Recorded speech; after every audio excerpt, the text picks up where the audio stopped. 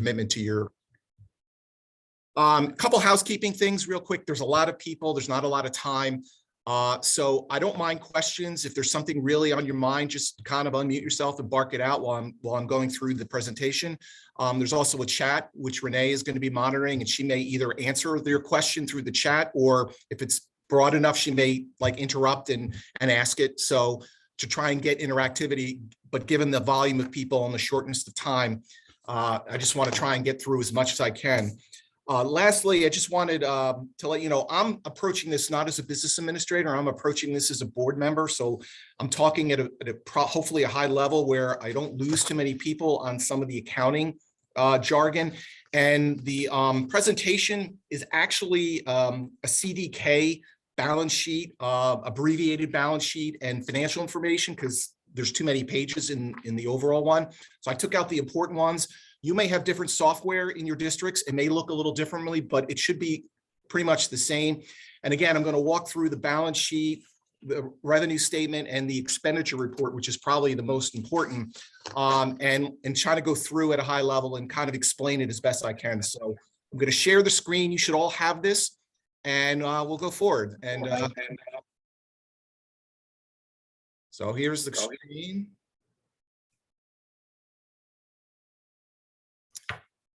Where is it? Hold on. I had it here.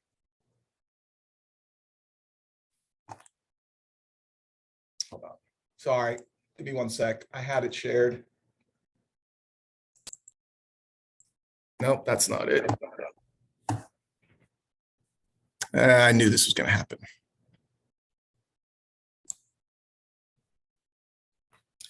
We worked this through and I had it, and now it's not here. Hold on one sec.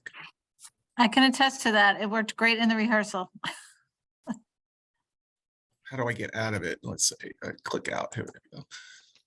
Yeah, and if you just stop sharing your screen, it's probably easier, and then just open it on your computer and then reshare.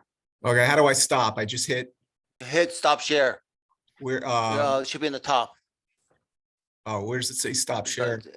Should be in orange. There you should go. Oh, be- there it is. Okay. All right. Oh, I got to open it again. Yeah, open it on the computer and then share.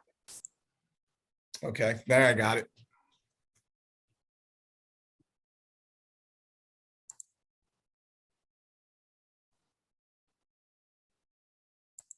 Okay, hold on. Here we go.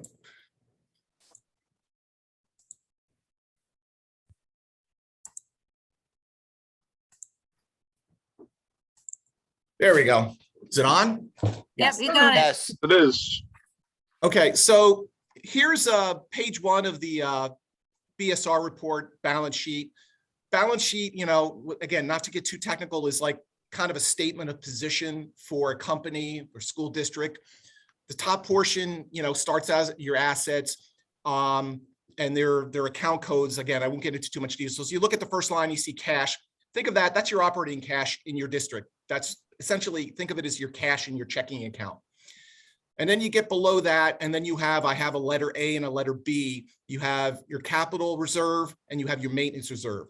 Okay, capital reserve is it's cash, and some districts have it as part of their general account. Some districts have it actually as a separate bank account. It doesn't really matter, but that is money that was set aside in previous years. If you had excess surplus in a prior school year and you set it aside for capital reserve, that is money that is earmarked for capital projects that are approved by the board, either through the budget or sometimes during the year, but generally they're budgeted. So when you approve your budgets in April and there's a withdrawal from capital reserve, that would be that funds that would be used for that. Then you have maintenance reserve underneath that. Your maintenance reserve, again, is money that is excess surplus from prior years, like extra money left over that you cannot keep in surplus statutorily. Sounds complicated, but it's basically more money than you're allowed to, that the state allows you to keep as surplus, and you designate it as maintenance reserve. That's actually money. It's actually important to have.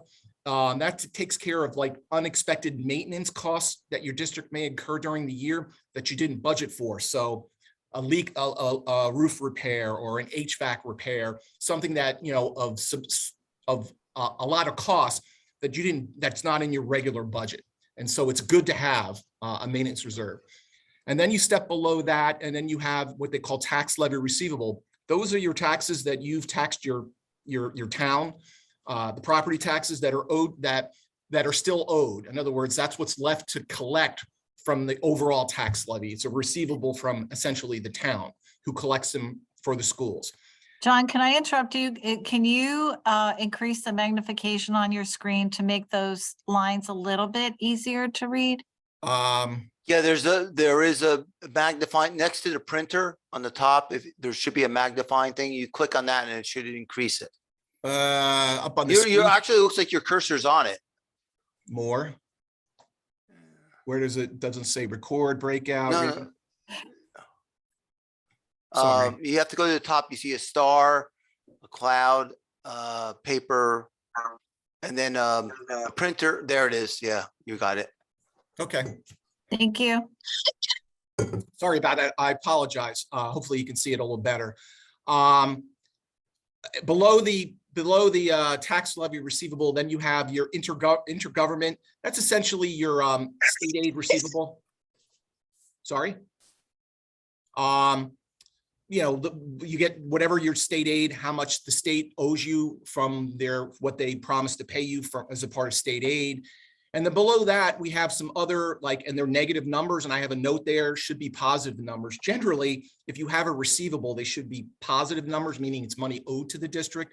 A negative means that actually it's a negative receivable, meaning it's actually money that is owed. Maybe we received an overpayment and it's just how it's recorded. Generally, that doesn't occur. Below that, then you have what's something called interfund. That's a loan between one fund in the district to the other. What we're talking about is Fund 10, which is the operating fund of the district. This is where like 95% of what happens in a school district is in Fund 10. It's the operations of the districts. It's where your revenues are, your salaries, how you fund the school, how you pay your expenditures is contained in Fund 10. And that's really what we're talking about today. Below that, there's a minor resources. That's a difference between revenues from your budget. It's a minor number. Generally, it's not a big deal. And so then you have your total assets. If you go below, your liabilities generally in a district are very small. In Fund 10, there really shouldn't be a lot of payables. You may have an intergovernmental payable, again, money that's due to the government for something. Some deferred revenues, which are revenues that you've received, but you haven't earned yet, so they're deferred. But generally, there's not a lot of payables. These numbers are really small. So you can see you have, in this example, you have 6 million of assets and 38,000 of liabilities. So if you go to the next page, this is like kind of your fund equity. And this is like kind of think of it as reserves, for lack of a better word. So if you look at the top, you'll see you have reserve for encumbrances current year. I'll get to that number later in another slide. And then you have your reserves, and you see I have a letter A here and a B. Those actually match, if I go back, your actual cash in your account, in your capital maintenance and your capital maintenance reserve. So the surplus, the equity part matches your cash. So assets and they match the same, or they should. And then you go below and you have what your fund balance. This gets a little intimidating. I'm going to try to explain it. Don't get intimidated by this because a lot of people get confused. So there's a lot of words on here, but I'm going to try and explain it. And I'll show you how it all ties into your expenditure report. So if you look, you see you see money spent or encumbered to date. Think that 5.527 million and the 848, which is actually this number above here. Okay, that's essentially money that the school district has either spent year to date or has encumbered. I'll get into encumbrances in a minute. If you look to the right of that, you see total budget. That's your total budget that when you approved your budget in the prior year, that you've allowed the district to spend. Think of that. That's the expenditures that you've budgeted for the year. And then below is what you've either spent or encumbered, which gives you a remaining balance. And I have their budget that can be spent in the future. And I'll get to that and I'll tie that into the expenditure report. So then you have essentially think about, you have 4.7 million here of either capital expenditures, maintenance expenditures, or money that you've allocated to spend as part of your budget in the current year. And below that, you have what you call your unassigned surplus. That's the remaining amount in your that is unassigned that you're keeping. And that gives you the 6 million of equity, and then the total liabilities and equity of that 6,039,000. If you go back, should agree to your assets, which it does. There was a little typo there. And so that should all agree. So when you look at this from a board member's perspective, what would you focus on? Well, how much do you have in your capital reserve and maintenance reserve? These numbers really shouldn't change that much year to year, unless again you're embarking on a capital project and you're taking a withdrawal.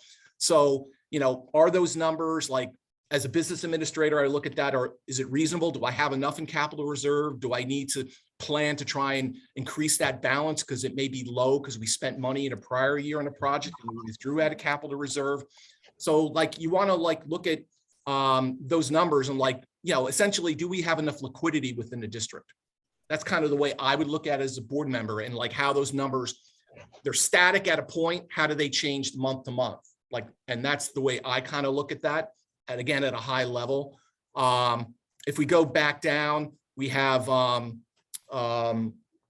know, there's what they call the recap of fund balance. This kind of gives you a snapshot of where you are in the year. So it looks at your budgeted, what you've budgeted, what you've spent to date, what your variance is. So what this says, we've budgeted 9.3 million of expenditures or appropriations. We've only spent 5.35. Therefore, we have a variance of 3.8 million, meaning we have 3.8 million theoretically of expenditures we can spend in the future, offset by a revenue shortfall, which means we have a budgeted revenue of this 8.952. Our actual is actually less so far. So therefore, we have a revenue shortfall relative to budget of that. So if your revenues fall short, that reduces the amount of money you can spend in your budget because you don't have the revenues that you thought you did. I'll get to that later. So that's kind of a summary of the balance sheet. Now I want to move to the revenue. So this is the revenue statement. And you can see like the vast majority of revenue for a school district is your tax levy and your special and your state aid. For most districts, some districts will have some, they may have tuition, they may have some other revenue, but for most districts, it's probably at least 75–80% of your revenues are going to be your tax revenues, and then state aid varies depending upon the district that you're in. Harding, as an example, 95% of our budget is tax levy, and 3% is state aid, and then 1 or 2% is what I call miscellaneous, reimbursement for transportation, things like that.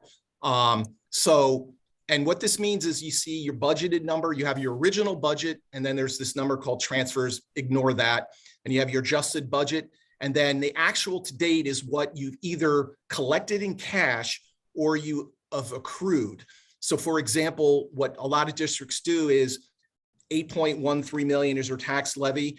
They accrue it all, meaning they're recording all of the revenues. That doesn't mean they've collected all of that. There still may be some that if I go back here and tell you, and you look at this number, hopefully I'm not too complicated. You can see the 2.603. So your total is 8 million, but you're yet to receive. So you've really received about whatever, do my math, 6.2 or whatever, $6 million of that receivable, and there's that much left to collect.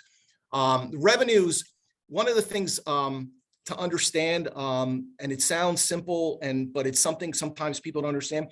Revenues in a school district generally don't change materially. You know, once you approve your budget, your tax levy is set.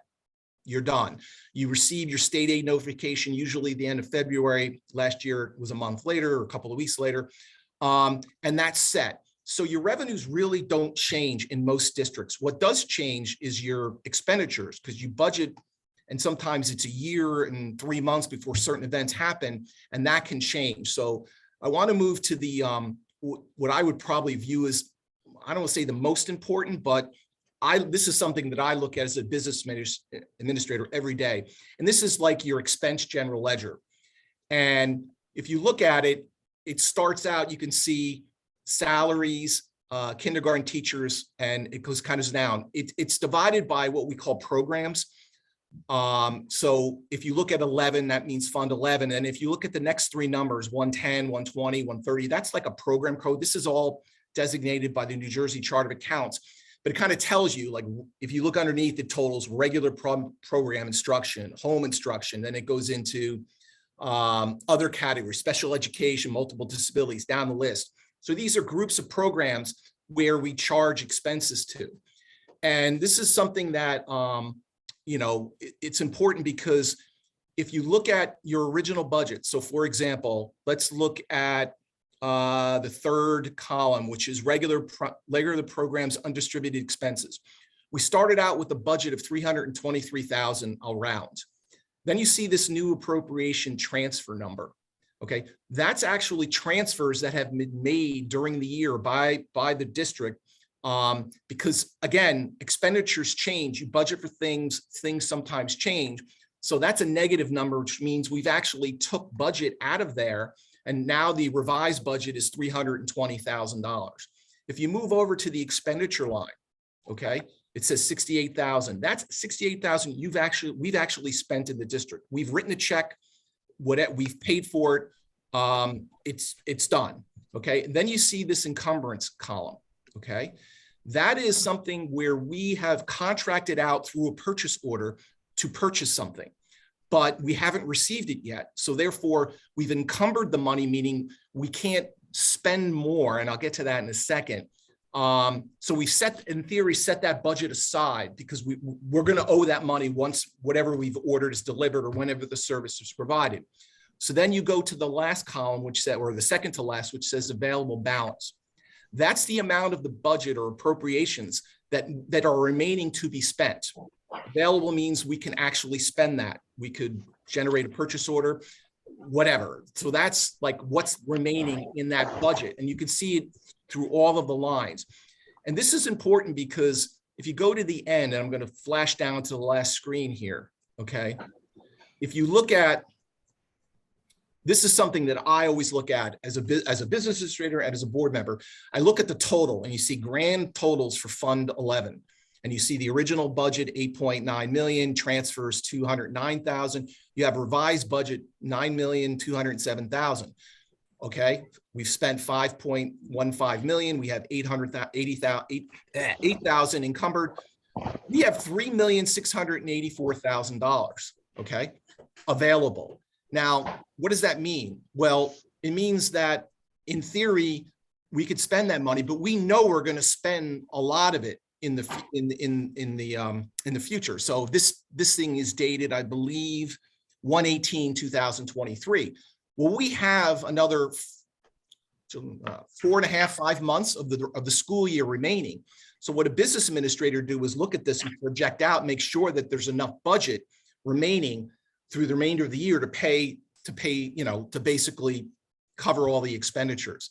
If you look down here, you will see I kind of tried to tie in these numbers. So you look at the, let me step it back for a second. There's something here called Fund 12, okay? That's what we call a capital outlay fund. That is if we had a capital project or we bought equipment, that gets recorded in Fund 12. So that's just, there's Fund 11, which are your operating expenditures. Fund 12 is your capital, okay? So I tried to tie in these numbers here back to that recap of balances. So if you look back here, you'll see that those tie in to your expenditure report. So the revenues, there you go, and they tie in here. Okay, all these numbers, 3816. Again, so that's kind of a high level on the board secretary's report. I'm going to stop there and see what questions anybody have. If Renee has anything she wants to add. I mean, I kind of went through it quick. I wanted to leave some time for people. I know it can be intimidating depending upon your accounting background, but I guess the one thing I would say is, you know, nobody expects a board member to be like a CPA. You know, it's more of just kind of looking at these things. No question is stupid. Believe me, when I started, I asked a lot of dumb questions to my business administrator because I didn't understand it. And it's okay, you know, but so let me stop there and see if there are any questions from the group. John, before you open it up for questions, I just want to kind of note that the example that John shared is a simulated budget. And when you are looking at your own district budget here towards the end of January, I would venture to say that your encumbrances column is not going to be filled with zeros as this example is. And that probably a larger portion of your budget would be shown as either encumbered or actually expended at this point in time. So, you know, if you're remembering this, when you go back to look at your own board secretary's reports as you prepare for your next board meeting, yours will probably look somewhat different. Right. And I was going to point that out. I forgot. Thank you for bringing it up. So what a lot of districts do, and probably most do, so if I'm back at the screen where you see the salaries, generally any salary account is fully encumbered. So the accounting program that you have, so because they anticipate that you're going to spend all of that money on salaries, that you do something, you budget your salaries, you know who your teachers are, and you budget for them. You know what they're going to be making, assuming you're not in a contract year where you know what the salary guide is the following year. And so for example, if you look at the salary kindergarten. Yes, I want to switch it to my laptop though. Keep going, John. Okay, so for example, you look at that 187,975 and it says revised budget. You see the expenditures. If this, in most districts, that available balance actually would be zero, and that 62,711 would actually show in the encumbrance line. Generally, most accounting software will encumber all the salaries because it's going to assume that you're going to pay all that. Whatever you budgeted is going to be paid during the year. And if it changes, then you have to adjust it during the year. So to Renee's point, almost all the salaries would be encumbered. I'll give you another one as an example, another big line item. If we go down to, where is it? There we go. The 270 account, where's the health benefits? 291, 270. Okay. Actually, that is all encumbered or paid, actually. Bad example. Sorry about that. But so to me, yeah. So for example, in my district, as an example, it's not that dissimilar in size to this. It's about a $10, $11 million budget. If I looked at my budget right now, just to kind of piggyback off Renee's point, these numbers here, I would probably have, my expenditures would be probably about 6 million. My encumbrances would probably be 2.5 million, and I'd probably have about 1 million of available balance left. That would probably be the numbers that I would have. So if you're in a larger district, kind of multiply it by 2 or 3 or whatever it is, that would probably, be probably more realistic. I'm just answering a question in the chat, just so people understand the concept of an encumbrance. An encumbrance is an obligation that the district has to make a payment at some point in the future. So when the business office generates a purchase order, an encumbrance, that money is set aside in the budget and would then show up in that encumbrance column. We also encumber things for the full year, such as the salaries for all of your employees and other operating expenses that we can anticipate for the full year and set that money aside. So as those goods are either received or payroll is paid on a monthly basis, those encumbrances are then reduced or liquidated throughout the year. Yeah, so if you look at the page, Ryan, as an example, just kind of see the flow, what would happen. Okay, so if you look at the supply speech line, you see that there's a budget of $2,000. We've already spent $378. We have encumbered $315, which gives us the availability of $1,338.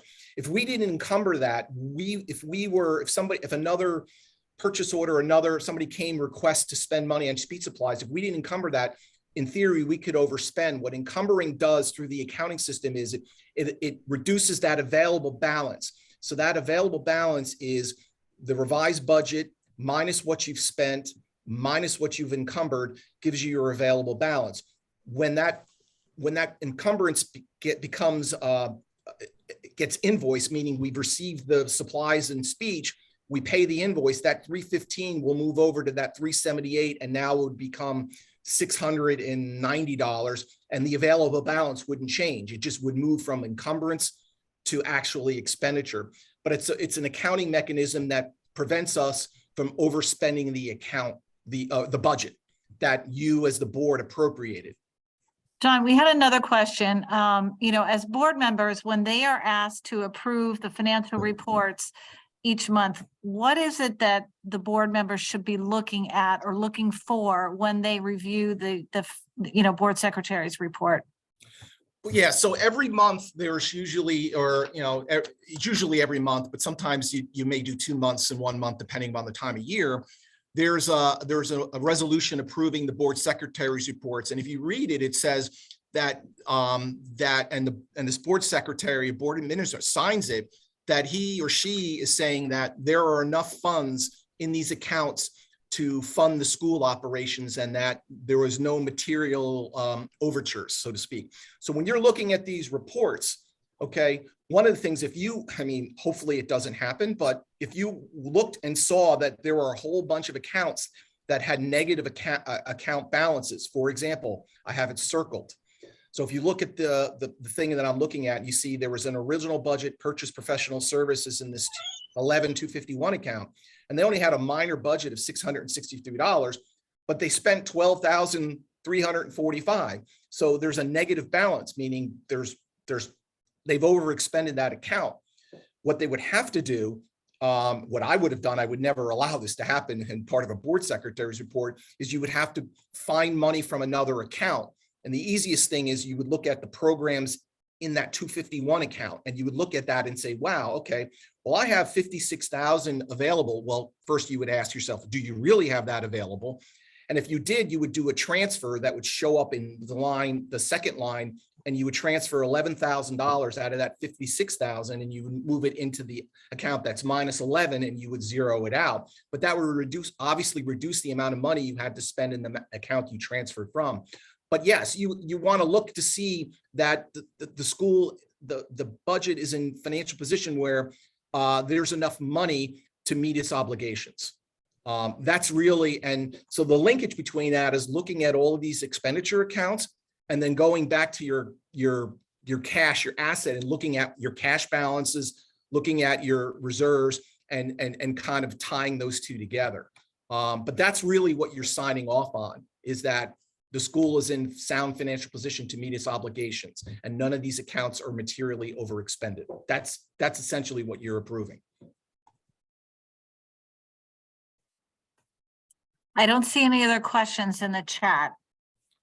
Somebody has, please feel free. I'm trying to think of some other things from a board member's perspective that I would, I spend a lot of time on the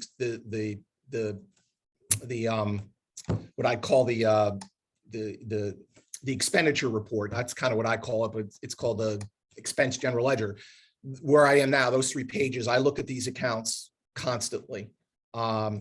Always, as a business administrator, I probably look at these, if not every day, 3-4 days a week, because you're getting purchase orders in, your money, you're constantly kind of appropriating things. You want to see where you are, and it's important. But from a board perspective,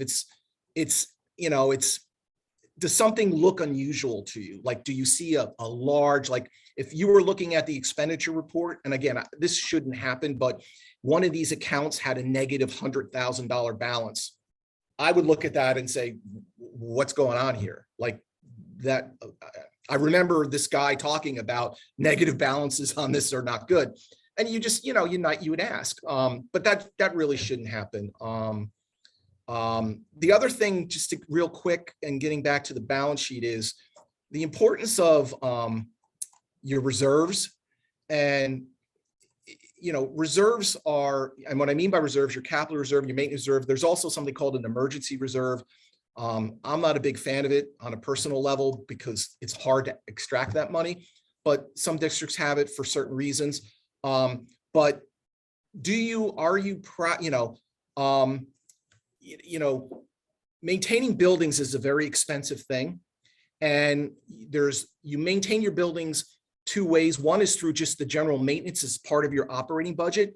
And the other part is through capital expenditures or a referendum if it's a big type of expenditure, like if you're going to build an addition or a roof, that if you have districts and so forth.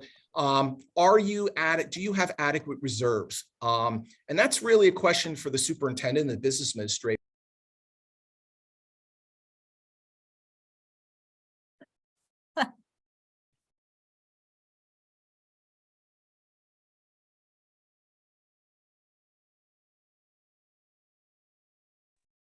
Is this a new room? Looks like it. I think we're getting new speakers. Okay, We're not moving. The speakers are coming into us. all right, there was no warning. No, there was on the top. I Was saw there? a line that Missed said, say goodbye to your speaker. And then about 3 seconds later, in the middle of his conversation, he was gone. He was Yeah. mid-sentence. I hope he's It's a quick okay. exit, quick exit. He may still be talking. I'm sure he is. Oh, Charlene, I hear you Yes, laugh. yeah, Are you our speaker? We are, Diane and I, so we're here, yeah. We were So- just listening to John and all of a sudden he was gone. So it was in mid sentence. Okay, yeah, so rather than switching all of you, he just switched us so that you guys stay put and then we kind of come and introduce the next topic to you. So, yeah, Oh. so I apologize if you were right in the middle of something, but here we are, so. So I am, we're here to talk to you about, really the importance of agenda planning and looking at it more from just a month-to-month standpoint, but looking at it from the long term and saying, how can we look at our work from the perspective of almost planning like a full year at a time and laying out the work that we need to do to kind of bring everyone else into the fold and make it look like we're organized and have it together. So I have a couple slides on a PowerPoint that I'm going to pull up. So I'm going to turn it over to Diane to continue kind of this introduction.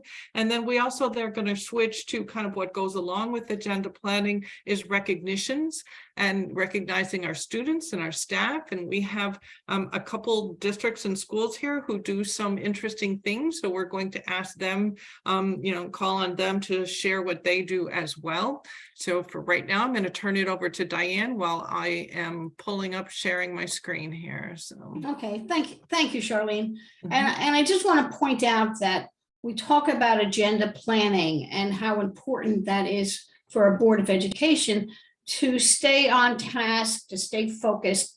And at the same time, it is equally as important for your administration to know that the board expects in February to get an update on goals and objectives, or they expect in May to get a report on the student achievement data.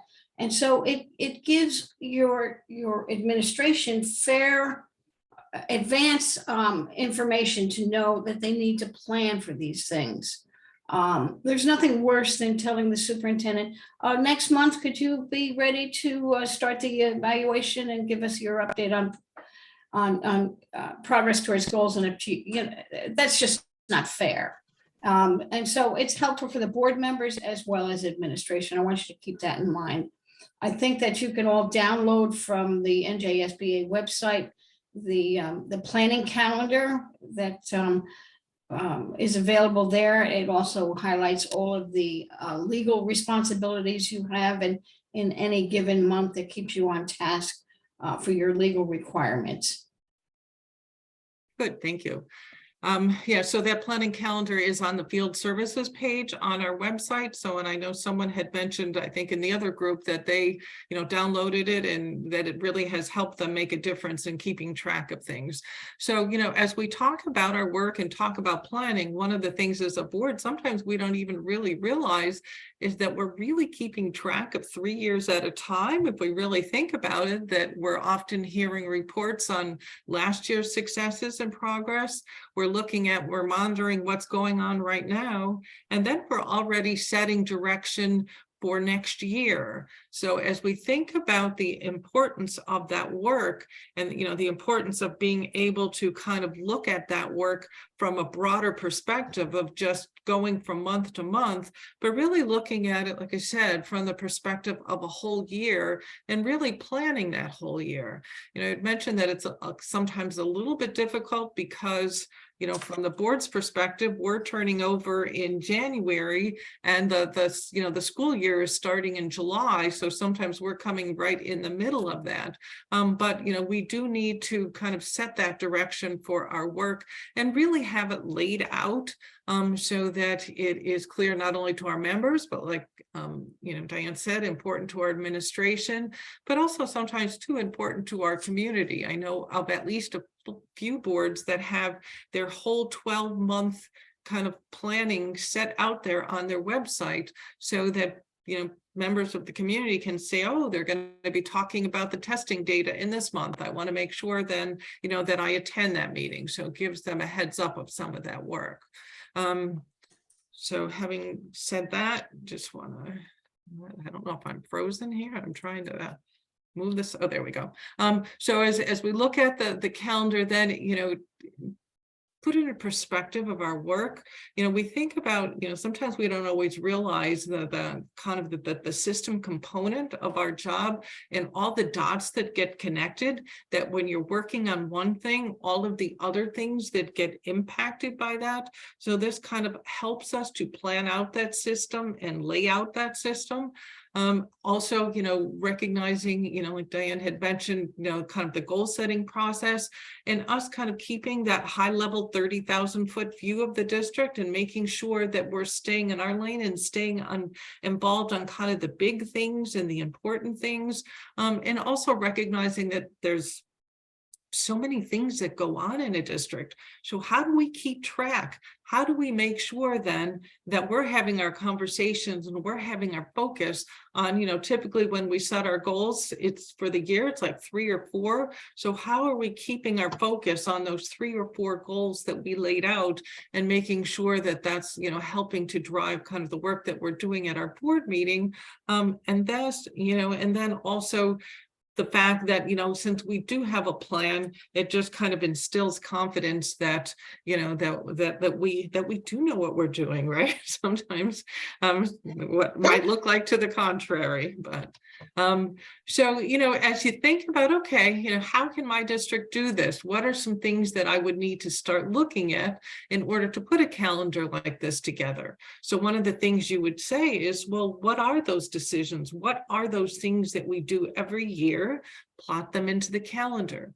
What are some of the legal requirements, some of the mandates that we have to meet? Things, we have to have, HIB updates a couple times. We have to, approve certain things at certain times of the year. So make sure that we plug those in. How are we monitoring the success of our goals? How are we going to get to see some of the great work that's going on in the classroom with our students and our staff? So again, making sure then that we are being thoughtful about, laying all of this work out so that it can be clear that we are focused on student achievement and doing it in a thoughtful way. This is an example of a calendar from the California School Board Association.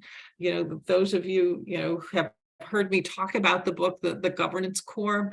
And so one of the authors of that book, used to be associated with the California School Board Association. So this was one of the examples in the book that they said, okay, everybody, if you want to see what a good planning calendar looks like, here's a great example. So they took kind of going down the page what were considered to be the important tasks of a board member, like effective governance, setting that direction for the district, student learning and achievement, and then took the months going across and then laid out steps and actions then as a board to make sure that you are carrying out and, fulfilling your responsibilities. So we've now kind of wanted to, leave it open to conversation here a little bit and, hear from other boards or other districts, either what you're doing right now and, how you're kind of doing longer term planning, or ways that you think if you're not doing this, can see how this would help benefit. And then we're going to supplement this then, so we'll do this for about another 5 minutes or so, and then we'll switch over to the student recognitions. Again, like I said, because we have some districts here who have some, great things that we're going to spotlight them to share. So Darlene, I just want to add one thing while we talk about a 12-month planning agenda. When it comes to your month-to-month agenda, I think it came up in the chat. The superintendent and business administrator are the primary drivers of the items that are on the agenda that directly relate to the business at hand, so that the district can continue to operate. The board president typically meets with the superintendent to review that agenda prior to it being sent out to the board. good, thank you for that. Anyone have anything that you would like to share? Like if your district does, some kind of a longer term planning, or how you do your agenda planning, or ways that you can see that would be helpful for your board? Would like to open it up.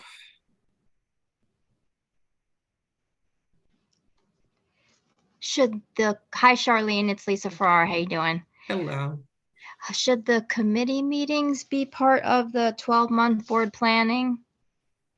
I think that makes perfect sense. If you were to look at the example It's hard to see. that's on the website. Well, no, Okay. look at the one that's on the field service website. And where it talks about, for example, it's time to start developing the budget.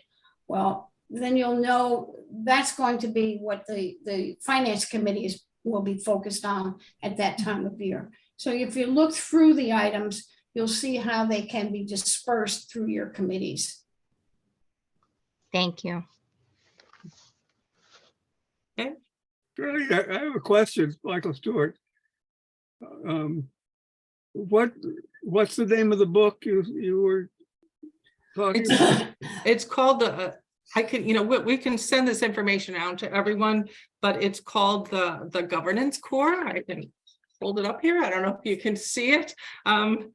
See, I even have it right on my desk all the time. Didn't even know you were going to ask that, but I have it on my desk all the time. So it's by Davis Campbell and Michael Fullen. You can order it from Amazon. I can put it in the chat too here in just a minute. But it's, we are using it a lot as a resource here.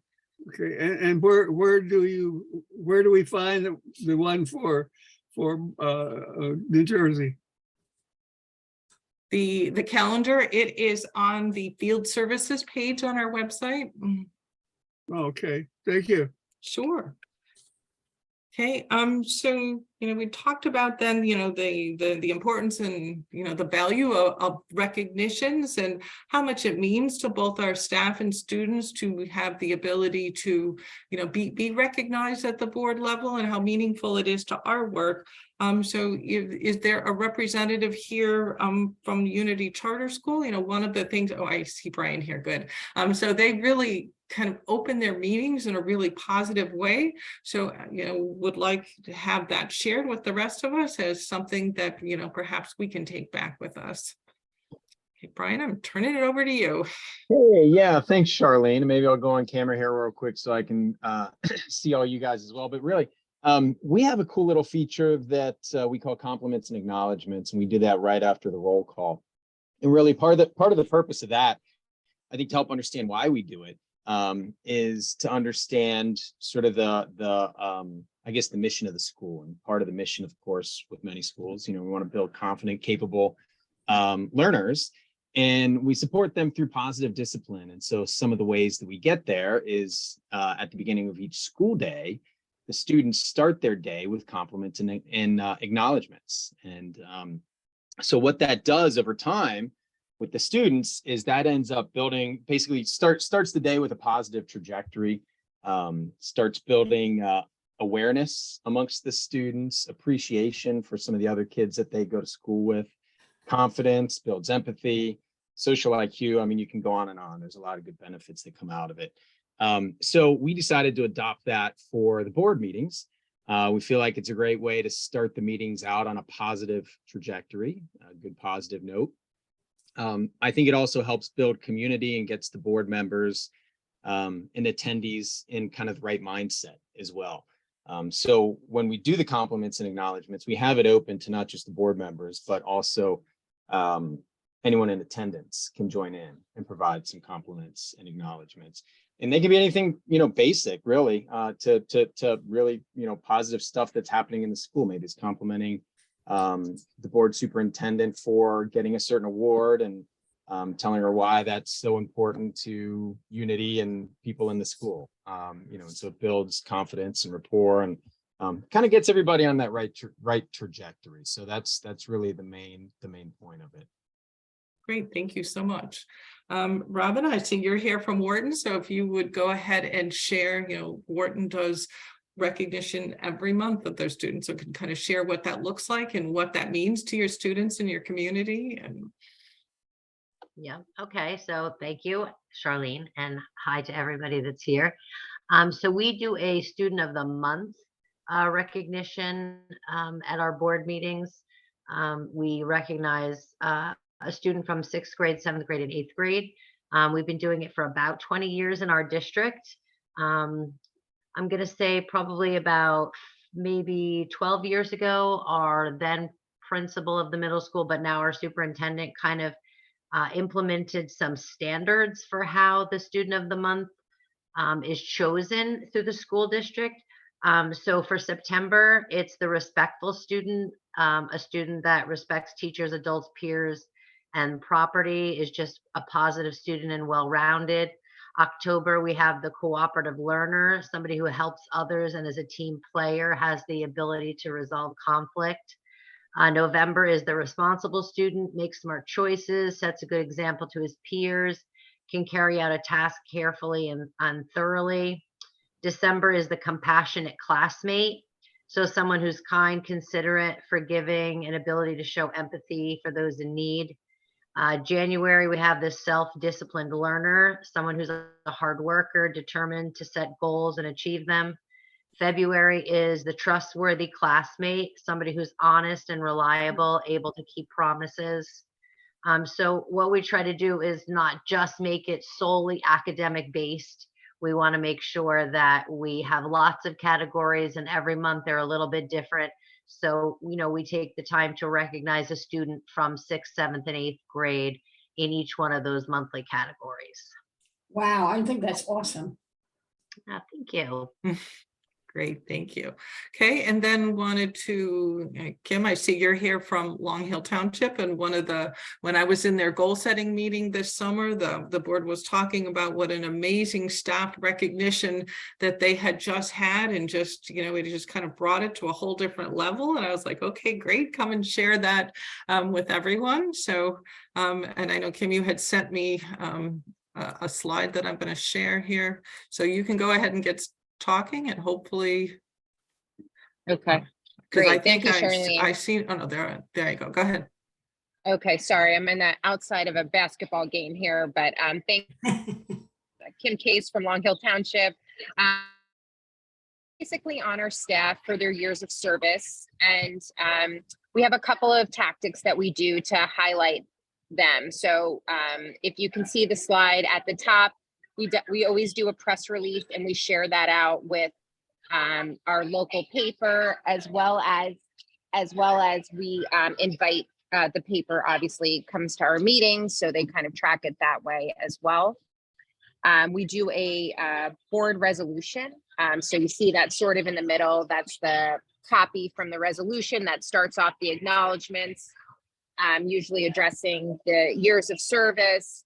And we usually have multiple staff members at this meeting, recognizing many of them at once. We also give a pin for their service. So that's up in the corner, 5 years, 10 years, 15 years, 20 years, which is a really nice memento for them and a point of recognition. In the middle, you can see that we give a letter from the superintendent. Also, the superintendent likes to write a special note. So that's always a nice touch. On the bottom, you can see that we do social media as well. So our superintendent account posts pictures of the staff members and then puts a little blurb about their years of service. And then our superintendent also does the classroom visit, acknowledging the work of the teacher, the staff member, and highlighting them.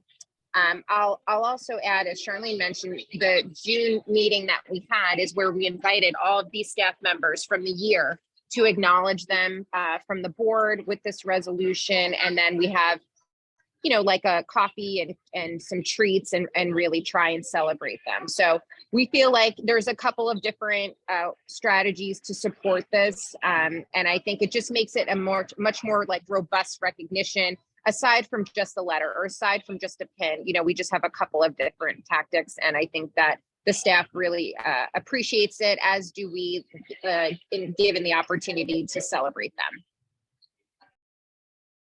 Great, Thank thank you. you so much. I hope the basketball game's going well. Yeah, no.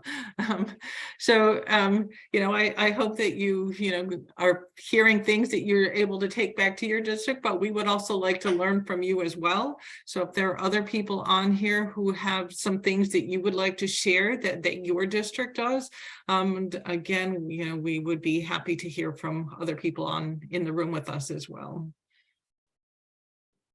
Anyone? I have a suggestion that attendees might enjoy, and that is, as board members, very often we have the opportunity to attend school events, the music program, things of that nature. And so attending these programs and coming back to your next board meeting to say, I attended the music program on, October, whatever, and it was a fabulous program. The students did wonderful. Mr. R, the music teacher, he did an outstanding job.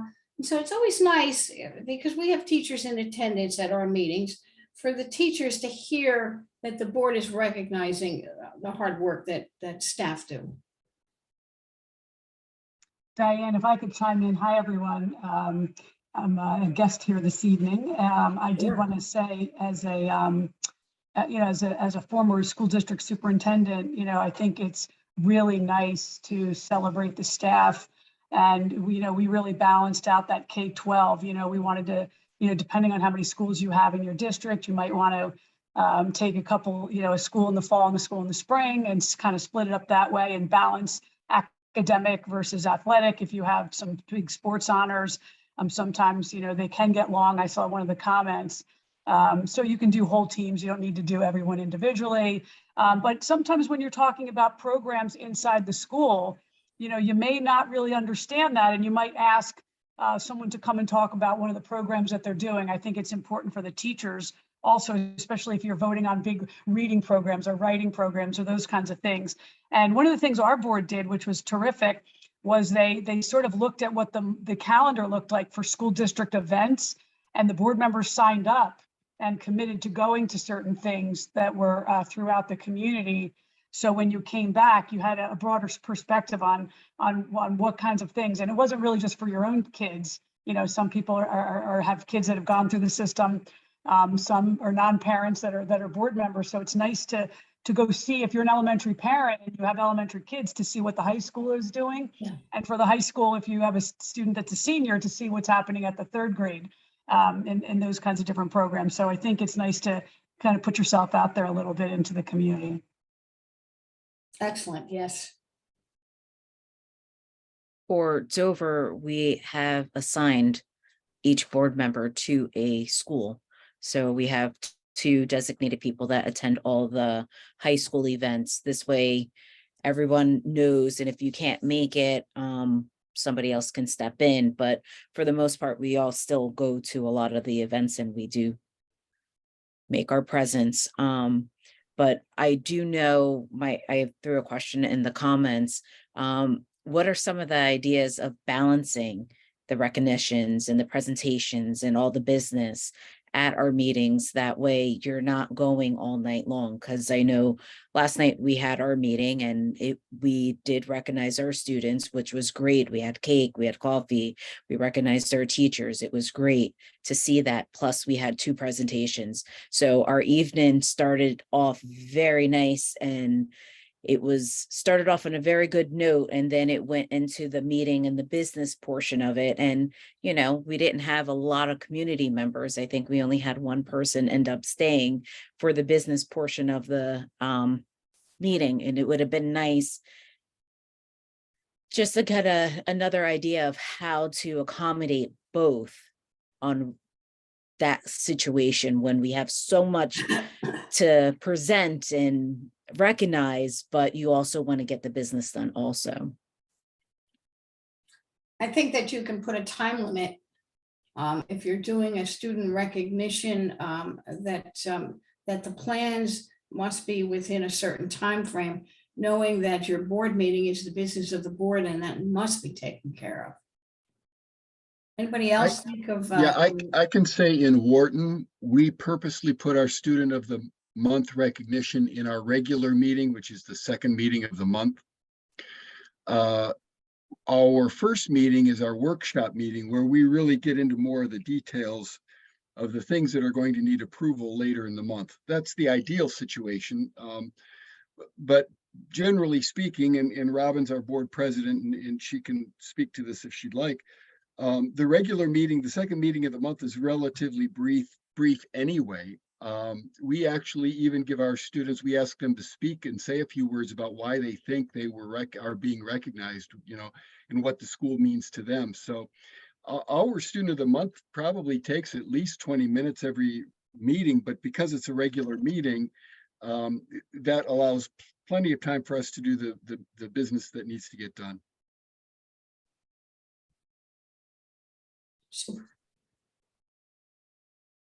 Okay.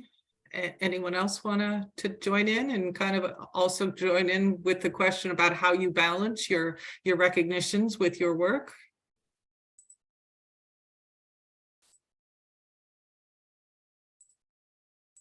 Anyone come on? We have a lot of people here. You guys all do a lot of great work. I have the pleasure to come to your meetings and see what you do. So, you know, please share. Go ahead. I think what we've started doing is, besides recognizing the students, like recently we recognized all our AP scholars and the awards that they had received. We also recognize the staff that teaches the AP classes, because very often we only recognized, in our district, we'd only recognize students, and we didn't feel like we were doing right by our staff. So anybody who taught any AP classes, whether it was this year or in the past, therefore these kids that had contact with, we recognized those staff members, and we gave each of them a certificate too. So, and the kids were really excited about that. The kids were all busy applauding for their teachers. So it turned out to be a nice thing. So I think that's something we're going to continue. It's not something that we've done a lot of, but we're going to continue it. Good. Okay, Lisa. Well, we have already, we have our tenure pin and years of service pin celebrations a couple of times a year. We've been doing that for years. Same thing for the retirement clocks that we give out. What we are going to start doing actually next month is having a more dedicated time to celebrating each school. Our superintendent does give a report that does include information from each school that their administration has sent to him. So they're celebrating that in their own way, but we're trying to be more intentional with that going forward. So let's cross our fingers that we don't end up having meetings that go until 1 o'clock, but our regular part of the business meeting, I think we're pretty efficient at it. We have that meeting twice a month usually. So it's not like what Warden said, that they're having like a workshop meeting and then a regular board meeting. Or every meeting we have is a regular board meeting. The committee meetings happen on their own schedule. And how we're going to be doing this is focusing on one school at at least one meeting a month. So let's cross our fingers. I think it should go well. Well, Shirley, I could throw one thing in. As part of our meeting, the superintendent at the very beginning goes through the progress in all